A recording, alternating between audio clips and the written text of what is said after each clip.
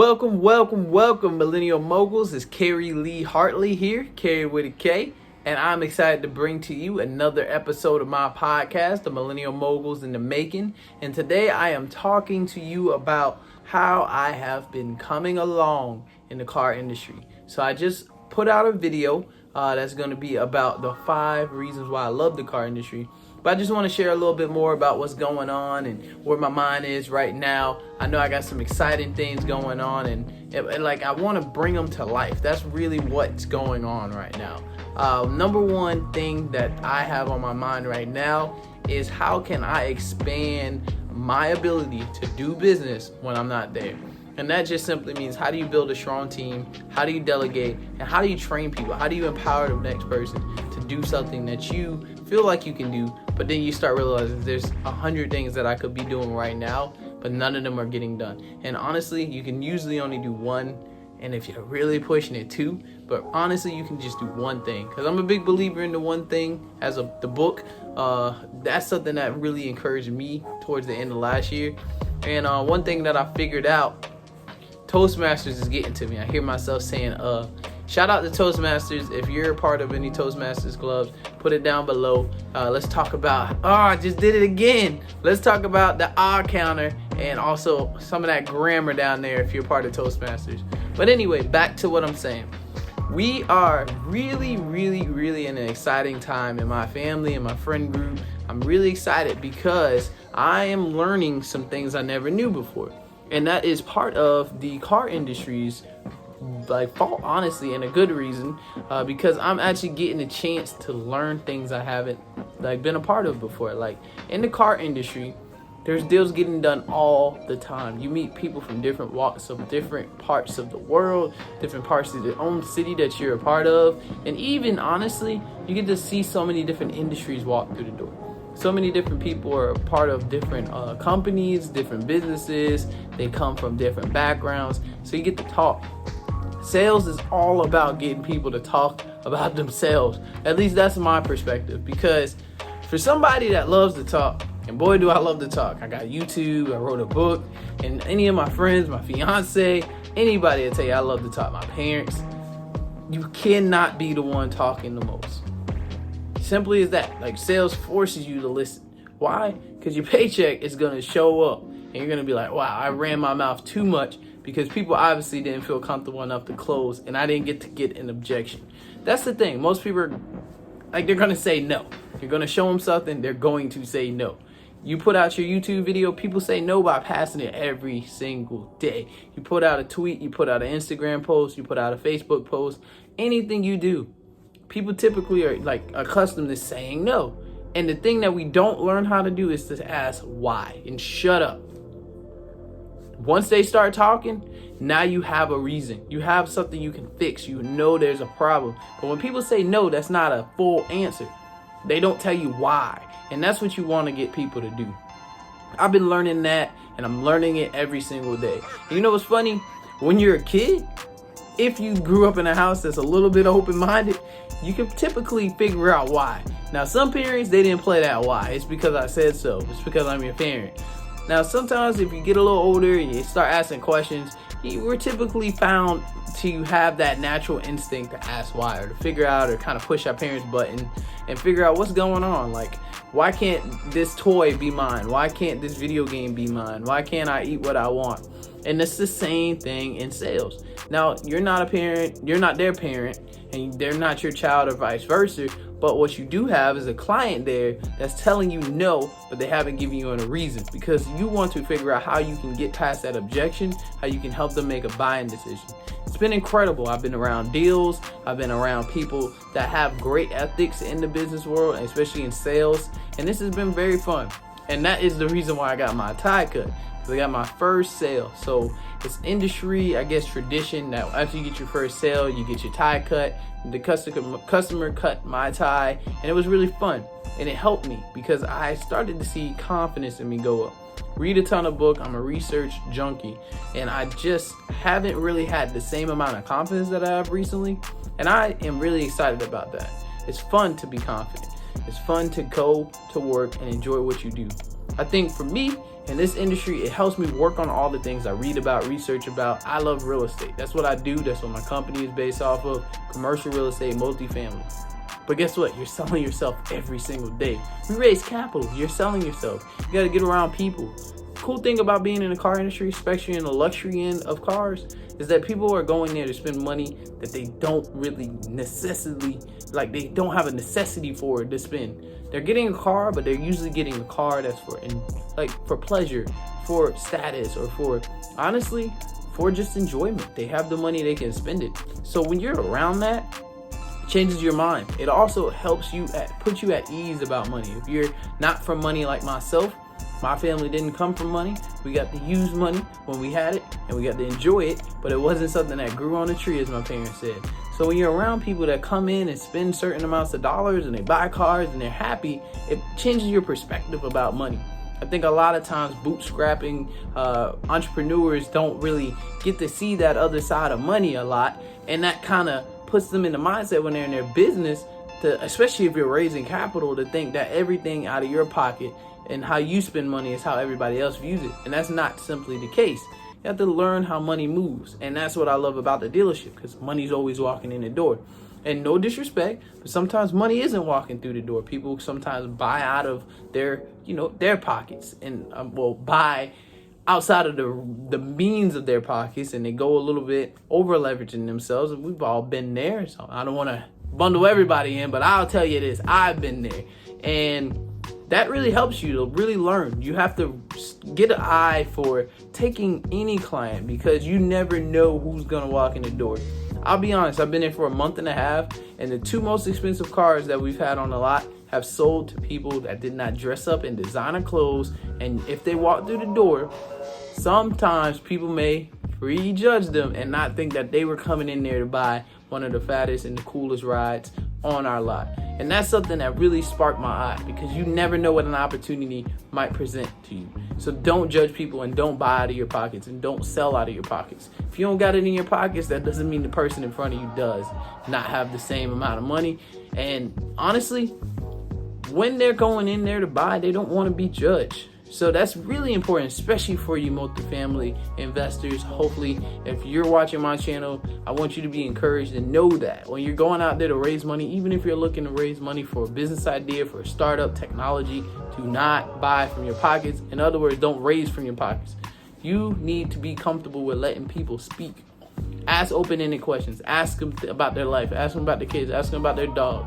Whatever you need to do to get them talking, get them talking. Let them talk and listen. You got 2 ears and 1 mouth.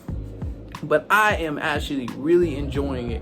When I made the decision, hey, it's time to hit a workforce, it's time to bring in an income, because number one that I've learned from starting my business, this is my second business, one thing you really need to learn is that when you're starting a business, you don't want to be your number one expense on your liability sheet, right? Your P&L, you look at it, you look at your expenses, and you see a fat salary coming to you, and you're just starting off. To me, that is something I had to wrap my mind around.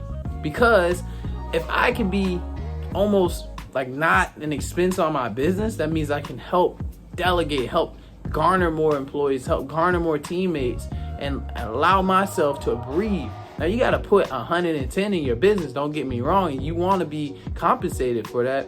But a lot of times, your business may not be the thing that you want to force the money out of. If you got to pull a certain amount of money right out of your business and it's growing, it can cripple it. So for me, I had to come to terms, and I had to find something that I would love, and something that was going to help me and help me grow while I'm still working on my business. Because honestly, here's the catch. When you're starting a business and you get down and it's usually just you, it's just you. Your family is there, your spouse is there. However, sometimes everybody's not really looking at the same things you're looking at in your business, looking at what the projections are. And that's a lot of emotion tied into it. And with that being said, if you don't have the drive that day and you're just starting off and there's not a lot of people, and you feel like at the end of the day, if you're not successful in your business and you're not going to get a paycheck, you can't pay this, you can't pay that, it gets down and you get down. And when you have a position in I would say for me, car industry, I'm still having fun. I'm still doing the same mechanics of what I do in my business and what I will be doing in my business. And I'm actually toning it up by being around other people who are successful, who are making money. Now I take that into my business and I'm energized. I have the momentum rolling. And once you get momentum, it's hard to get it back if you lose it. So you want to keep the momentum, keep the ball moving, one domino after another, and keep it moving forward.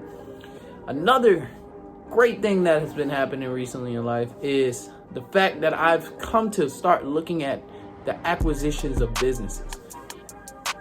That's another video and for another day.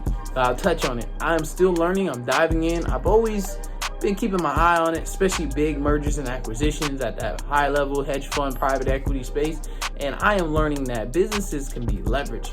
The amount of businesses that come in and buy cars, you'll be surprised. And I don't know if there's a myth out there or people say, I don't want to speak on things that I'm not an expert at, but I remember researching people buy cars with just their business and it's just EIN, believe it or not. So with that being said, a lot of times entrepreneurs, we want to build, we want to put our name on it like that, and we want it to say what we do and who we are right up front. One, I want to relieve you of this. You are not what you earn. Pastor just told us that. Don't look at your bank account and dictate that's who you are. You are still the man or woman with or without that fat paycheck. Right now, you will get it. So don't look at your bank account and think this is who I am. But back to the other point. You can buy a business. There's a ton of people out there who are retiring, who kids don't want to pick up the business, and they're not just going to sit there and retire and not get, their fair hard-earned money back, but they could probably roll it into trust, roll it into something more passive. So people are looking to sell businesses. There's plenty of small businesses. Think about it. It's election year. What do people talk about a lot? And please do not get super crazy in the comments. We are understanding of what's going on in the news. But what I'm saying is a lot of times there's a lot of incentives and a lot of focus on small businesses. And you can buy a small business. Why reinvent the wheel?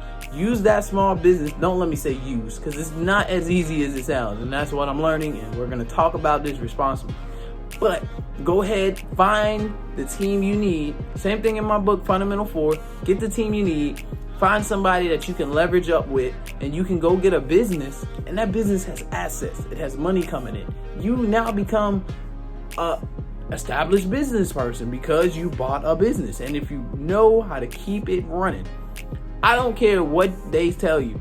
Anybody's gonna scare you out of doing anything. And you know what? A lot of times they were scared when they started, and now they're just scared because they don't want somebody thinking this is easy. I don't know. But here's what I'm gonna tell you, straight to the point. You buy a business, and there's no reason why you can tell me if that business is running successful, that if you don't get greedy, you can't find somebody that has something, a good thing going that's gonna help you keep it going. Cut the grass, get the snakes out of the grass, and find real people that's gonna help you keep the business rolling. Because if you buy a business that's rolling and getting it in and making good things happen, and you find a good deal, that's part of it. Deals. That's why I'm in the car industry. Deals. Get done. Find that deal. Find the people you need. Matter of fact, find the people you need first to surround yourself around. Get protection. Get a code of protection. If you need somebody that's tight with money, tight, like knowing their numbers, knowing everything, get them. Get that CPA. Get that attorney. Get that team. Get some equity. Give them some equity. You may not make a killing on your first, second, third, fourth, fifth, but if you keep doing it, one, your reputation goes up. Two, you've done it. You're putting the skill. Repetition is the mother of skill. Keep doing it over and over and over. And we're buying assets, right?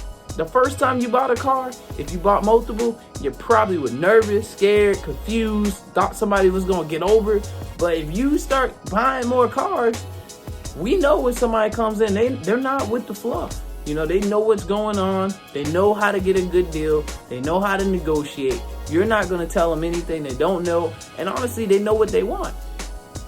Great customers, no problem. Same thing with you with buying a business. Man, I've seen like bread routes, seen vending machines and vending routes.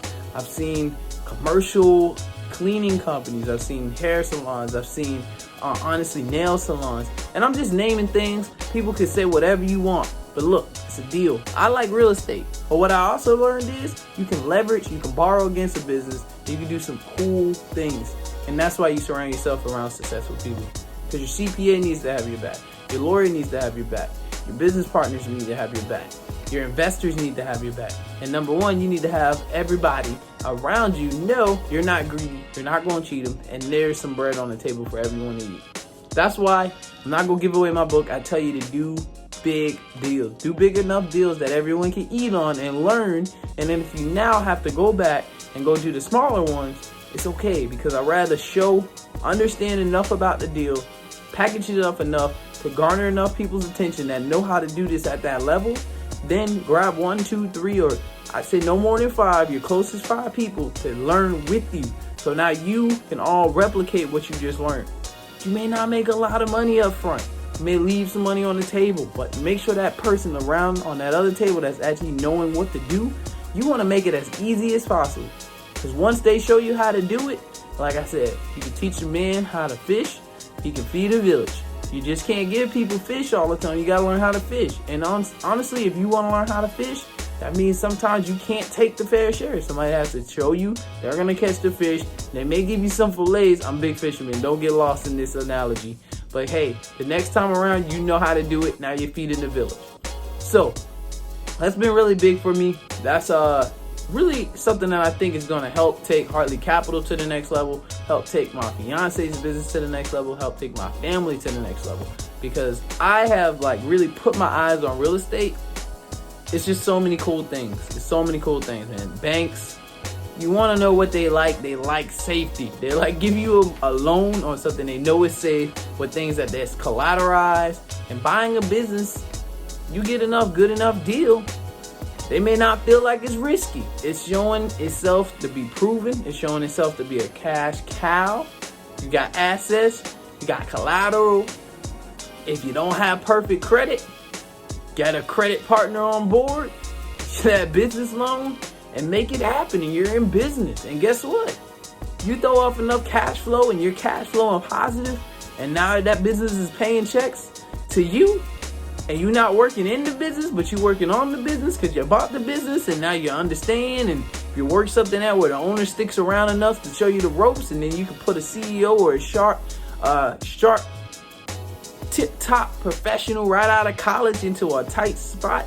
I'm talking you can keep this business in your family for decades. You don't got to be a professional whatever to be a successful business person. There's a lot of people that aren't the number one go-to person in that business, but you know what they are? A people person.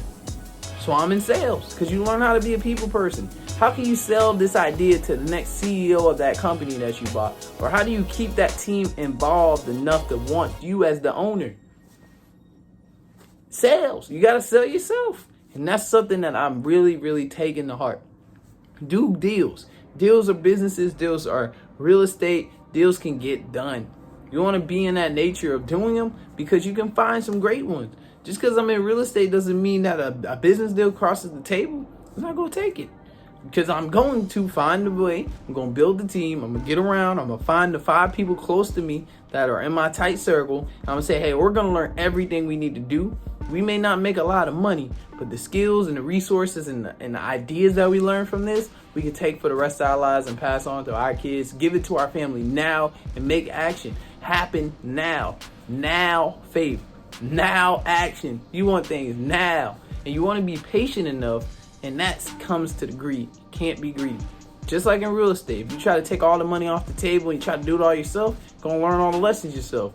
But most people that are very skilled, very sharpened, and if they're going to want to help you, it's going to cost. And if you don't got money in your pocket for consultation, what you can do is learn enough to find a deal. You may have to scramble to find out what you need to do. But when you know what a good deal is, that person will actually take that conversation that you've been having to the next level. Now, again, full disclosure, get around positive people, find positive mentors, don't get screwed. Know your worth. Don't just give away everything. And that's why I always say pay the professionals. If you can, give them something, work it out, equity or something. But people that go to school, people that got to get held to ethics and licenses are involved, and you may get disbarred or all this other stuff. they're going to keep it 100 with you more times than not. So get those people involved. Find yourself those mentors or people that's going to get the deal done with you. Get your 5 people that you're closest to and get a deal done. So enough with that rant. I told you it was another video, but I just want to let you know my headspace right now is car industry is teaching me the soft skills and honestly the real skills that I need to take to my business and hope, and not even hope. Don't say hope. What I've learned a lot about sales is your words are power. Just like the Bible says, like your words are power. Say positive words. If I'm out with a client and I'm, looking to make a delivery and close a deal, I'm not saying, we can, or, this is kind of a nice car. I'm saying, this is the car. I'm using the words that they say. I love leather seats. Hey, how do you like the leather seats? I know you mentioned you love leather seats. Did we get the right colors? Great. You love this color. And I start giving them the car even without signing a pen. Say, hey, how do you like your XYZ? How do you like your leather seats? How do you like your infotainment center? Those are things that condition the environment to let people know, hey, I'm taking ownership of this. That stuff is seriously important. Because when you go to do a deal and you're talking to somebody that's bought hundreds of properties or hundreds of businesses, and you're going up to them and you're selling them an idea, you're selling them this deal, we know that this person could be a great addition to your team. They have the resources, they have the connections to get this deal done. You bought a deal to them, you packaged it up, put a bow on it, and you go up to them and you're timid. I mean, it may go the right way, but I mean, for the most part, you didn't sell it. You got to sell it. It could be a great deal, but people want to be sold. And that's not a bad thing. When I say people want to be sold, it means they want to be heard. They want to be a part of the activity, and they want someone around them to help them make buying decisions. We're in a world full of information. People want to make buying decisions. You don't want paralysis by analysis. So that's what we do there as a sales professional, there as an entrepreneur, or there as a closer. We're there to help people make buying decisions. So let me summarize this by showing you my cut tie. So here's what it looks like when you get your first sale in the car industry. Your tie gets cut. Your ugly tie gets cut. So that's been exciting. I am excited to have had my first sale in the car industry. I look forward to more. And guess what? Every day I go to work, I'm grinding, I'm getting the skills. Rich Dad, Poor Dad had it very well said, you're not there for a check, you're there to take a skill with you. And that's what I'm there. And that's why I'm excited that I walked into that dealership. I sold myself in a good way. I sold my background, I sold my experience, I sold my brand. And from there, I was able to get a position. And now I'm able to work with clients and meet new people. And quiet is kept. You never know who you'll meet through the door. So stay encouraged and stay blessed. But other than that, I want to make some good announcements. Fundamental 4 is great. The editing came back. I love the cover. Love everything about it. Now I'm just getting it formatted. Got to tweak that up and get my first few copies printed. So be on the lookout for some amazing people getting their first few copies that pre-ordered. And honestly, from there, we're going to be rolling. I want you all to get a taste of what I put in that book. I want you to really digest it. I think it's word choice. I know it's important for you to get what I got in my brain without me rambling and putting all this information out, because it's not very effective communication. Read it, digest it, and be on the look. Once we get that hardcover out, that paperback out, we're going to get that audio book, because I know a lot of people learn different ways, and I want this book to help 1,000 people. This book, my actions, this YouTube channel, and the Lord above, we're going to get 1,000 people to make $200,000 in a year. That's our goal. I'm going to be one of those accredited investors to be, because I know there's some requirements in there also for how long you make $200,000, but that $200,000 is going to stick with us, and we're going to make more.